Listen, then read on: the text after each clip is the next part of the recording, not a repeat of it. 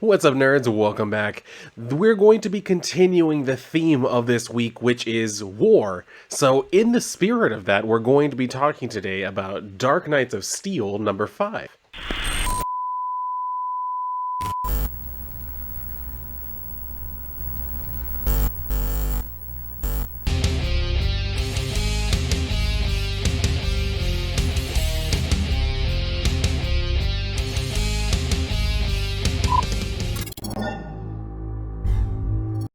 So, if you've been keeping up, I did not do a review for issue number 4 or issue number 3. But that's fine. We're gonna jump right back up in this story. I will tell you what happened.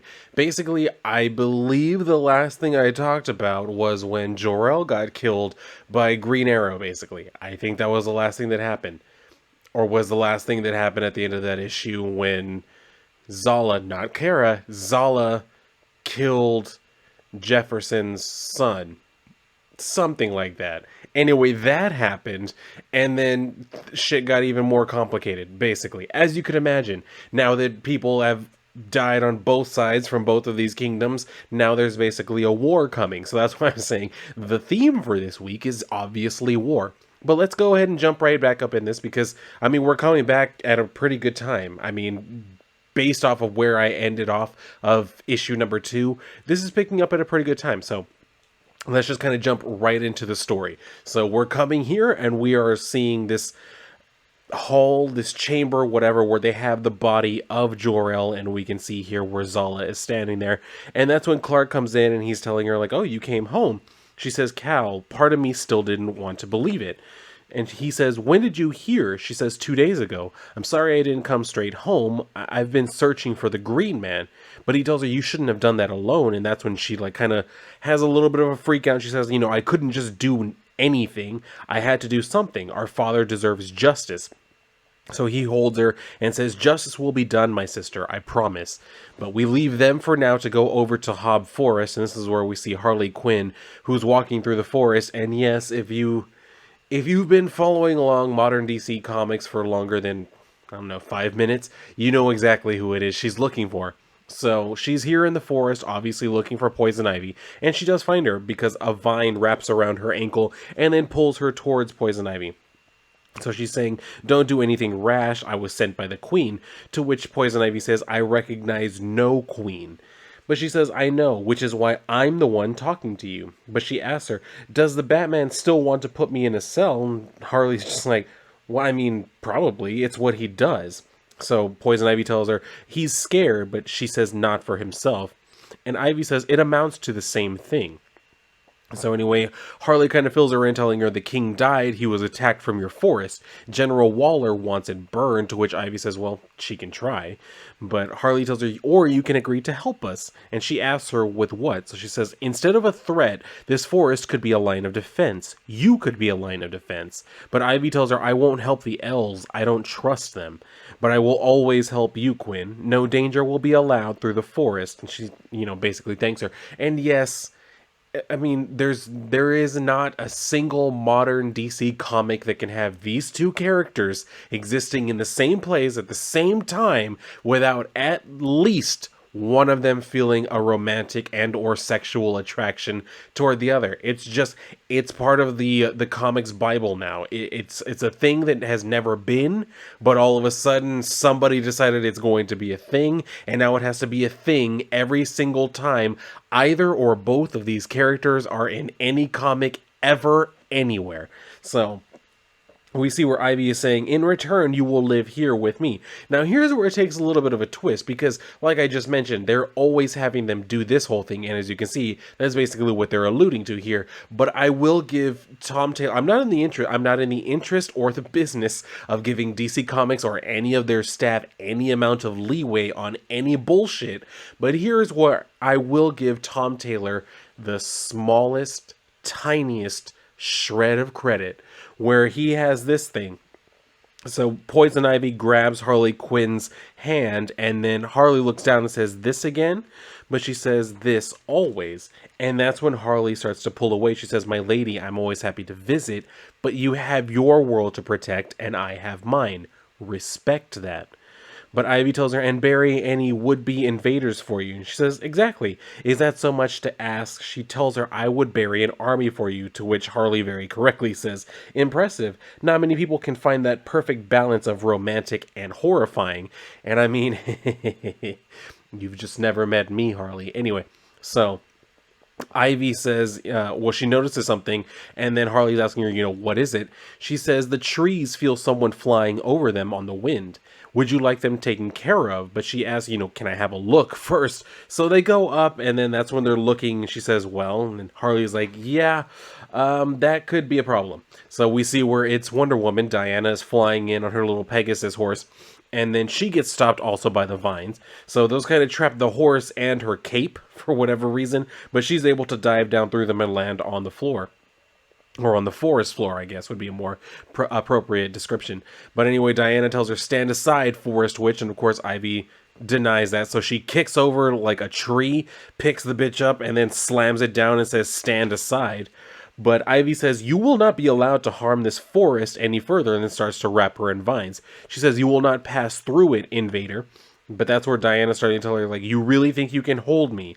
I'm Diana, daughter of Amazonia. And she actually manages to get up and grasp her by the throat and says, you cannot hold me. I do not want violence, but I can crush your face if this attack continues. So Ivy, looking slightly impressed, says, and I can command fungus to rot in your brain, thorns to seed in your eyeballs. So that's where Harley tries to come in, play the interventionist by saying, yes, you're both very formidable and intimidating. Let's take it down a notch. What does the Princess of Amazonia want here? And that's what she tells her Zala. Now, I did mention this in a live stream that I did, and it was talked about pretty heavily by a lot of people, that yes, Diana is in a relationship with Zala, the Kara Zor-El analogy in this universe where they are lesbians together.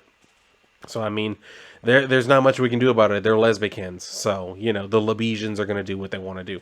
Let them do what they want to do. Anyway, so Harley's saying, do you mean her harm? But she says, no, I am here because I have more faith in her than my mother does. She has been accused of something that would tear our kingdoms apart.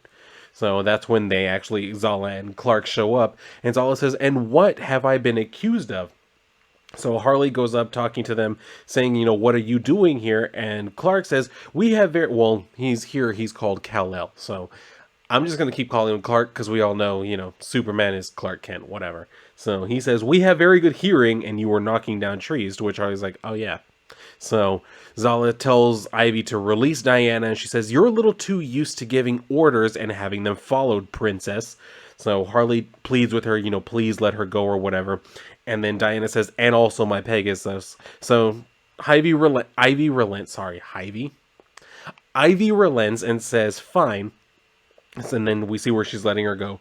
And then Diana says, Zala, can we speak? So they go somewhere private, and then Diana's telling her, King Pierce says you killed his son. Which, if you remember from the previous issues, yes, she did kill his son. Very, very gruesomely. She flew him up in the sky and then dropped him. So that's pretty bad. Not only did he die, not only did you kill him in a very terrifying way because he knew exactly what was going to happen and he had literally no way to stop it. So, of course, Zala decides to pull this whole, Gone Girl type of routine of just completely gaslighting and saying, what? No, I would never do that. If I'd murdered a child, I think I'd remember. So Diana says, why would he claim such a thing? And she says, to garner sympathy, to win over allies. So Diana tells her, my mother is prepared to stand with him against your family. And Zala says, Hippolyta believes in the prophecy. Diana says, she believes the Kingdom of Storms is our ally. She cannot turn her back on them when the fighting begins. But Zala tells her, if a war is coming, let's make sure we're on the same side of it. I mean it. We can't let our families split us apart. The world needs us together. I don't know about all of that. The world was just fine, not only when y'all weren't together, but when you didn't even exist, Zala. Just saying, that's me throwing in my 2 cents over here. I'm standing in the back, throwing these 2 cents your way. Do with it what you will. So we go back over to the kingdom where Bruce and Alfred are returning home, and they're being greeted by Dick Grayson, who is one of the Robins. So he's saying, Alfred, Bruce, did you find the fallen star? And Bruce is telling him, we found something. So he's asking, have you seen Kal-El? But he tells him Steph reported seeing the prince on the outskirts of the city near the forest. So Alfred is saying, it can wait till tomorrow, but he says, of course it can, but I may not have the nerve if I wait any longer. So Alfred tells him, don't be afraid. He loves you. We all do. And he goes off to tell Clark basically the bad news, what he found out from Jor-El about his parentage, and also what happened with this whole falling star, which was a piece of kryptonite. Which also, obviously, if you remember, Bruce is also the son of Jor-El. That makes him part Kryptonian, which means he was also susceptible to the kryptonite, and that's important, as we're about to find out in just a moment. So they're standing there together in this like open field or whatever, but Clark says, you believe the fallen star came from Krypton, and Bruce tells him whoever took the rest of it, they tore the metal men apart. Alfred was able to take some of Lead's armor and encase the shard to stop its effect, which if you remember, kryptonite, when it's, stopped by lead, which stops radioactivity, that will shield them. So pretty smart. I guess I'll give that its basic metallurgy, but still putting that in there, I will give again the tiniest little sprinkle of credit. But Clark says, I don't understand. If it's from Krypton, why was it affecting you? So this is where he tells him, I'm sorry, Cal. I should have told you as soon as I learned. Jor-El told me moments before he died. And yes, told you what? So he says, I didn't want to say anything. I didn't want you to think less of our father. So we can see Clark looking very disturbed by those last words, and that's where Bruce says, I didn't want you to feel shame or for you to, but he gets kind of cut off because all of a sudden Clark decides, I'm gonna stab this motherfucker in the chest, in the sternum with this piece of kryptonite, which should technically also be weakening him, but I guess it's a delayed effect because he's full Kryptonian instead of just being half. I don't know. Anyway, so Bruce looks up at him and says, Cal, before he just kind of, takes him up into the sky. He says, this is our world now, ours to rule. So he's flying him up there, and then he says, there can be no challengers. So we see where he gets ready to toss him down, and that's exactly what he does. He throws him back down at the earth, where he impacts pretty loudly, pretty hardly. Hardly, harshly, whatever. So Clark just kind of looks at him and then flies away. And this is where we see a kindly old couple comes to find him. Have you figured out who it is yet? Because I said kindly old couple who finds him crashed in a field. Does that give you enough of an indication as to who it is that finds him? Yeah, don't get ahead of me. Let's follow along with the story. So we see where the two are talking, and one says, I'm telling you something fell. So the guy goes over, he says, right over here, and then he finds it. He says, by the gods, to which she asks, what is it? He says, it's the Batman, and we can see where, yeah, Bruce is laying in the crater. So he, puts his ear next to him and says, he's still breathing, barely. And she says, he needs our aid, but he says, you know what he's done, the pain he's caused. She says, I do. Are you suggesting we don't help? And he says, well, of course not. So he goes over, he kind of rips off the armor or whatever, and that's where they see the glowing shard is still stuck in his, chest.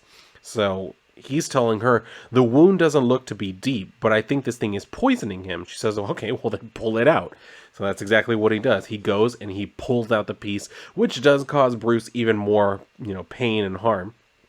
I'd imagine it's a little bit like pulling a knife out of somebody. You would think that's the right thing to do because there's a knife stuck in someone, but it's much better to leave it there. Well, in this case, it's probably better to take it out.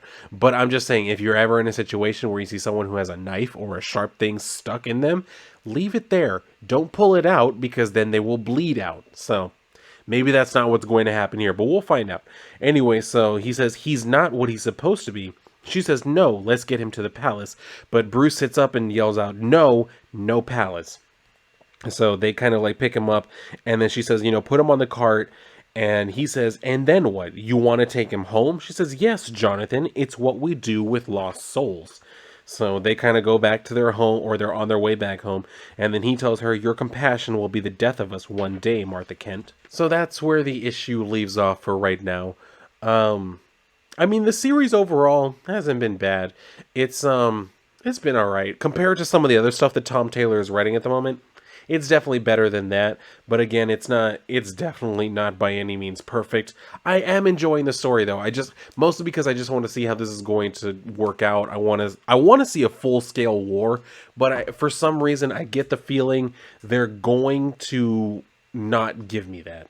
For some reason I get the feeling it's going to build up to that, but it won't actually come to that. And that's what I'm waiting to see. I'm waiting for them to pull the rug out from underneath my feet. But I guess we'll see what ends up happening from that. But I don't know. I just wanted to make a review video for this because there were a few things in there that I felt were, noteworthy, or at least were worth talking about at the very least. The whole thing with Poison Ivy and Harley Quinn, this whole thing of like the building war, and then Bruce being found by Jonathan and Martha Kent. Obviously, like all of these things are just common tropes that we've kind of started to see. Well, some of them more recently, some of them have been around for a long time, just depending on which one we're talking about. But overall, I want to see where this story is going to end up. It's a 12-issue maxi series is what I was going to call it, a limited series. I was like, 12 issues is actually pretty long. That's more of a maxi series. So we're going to see where this goes. We're not even halfway yet. We're about to be. So we'll see where it ends up, how this all kind of shakes out. It kind of seems like they're going with the way that, Clark kind of reacted to Bruce telling him, like, we have the same father. It kind of gives me the same vibe that we've seen repeatedly ad nauseum over the last few years of the bad Superman thing, where he's just like he becomes obsessed with himself and being able to rule better than anybody else, so he just kind of becomes like some sort of tyrant. It's a played out trope at this point, and I really, because like I said, it seems very obvious that's where this is heading, but it could still very possibly veer towards one way or the other. I mean, obviously Zala was the one who killed, Pierce's son. So we'll see what ends up happening with all of that. It like I said, if it does end up just coming down to, oh, Superman is actually evil, we have to stop him, and be like, I've read this story I don't know how many times, not only from DC, but from other publishers. I've seen it in other movies. Like, can y'all do something different? Like, the whole Superman is actually evil, isn't that a twist? No, it's not anymore, because it's been done to death. Do something different. At this point, it would be a surprise if you played Superman as a straightforward hero, which he hasn't been for like damn near a decade at this point. So we'll see what ends up happening. But yeah, I don't know if anybody else is still continuing to keep up with this series. If so, feel free to share your comments with me down below. If not, and you're just watching my videos, well, I'm sorry that I didn't do a review for 3 or 4, but here I am with number 5, so feel free to share any comments you have with me down below. And if you enjoyed the video, make sure that you like the video, make sure you're subscribed, you have the notification bell, and if you would like to share the video. You know that I appreciate you so very much, but if you're done here, go and read a book, and if not, then I'll see you on my next video.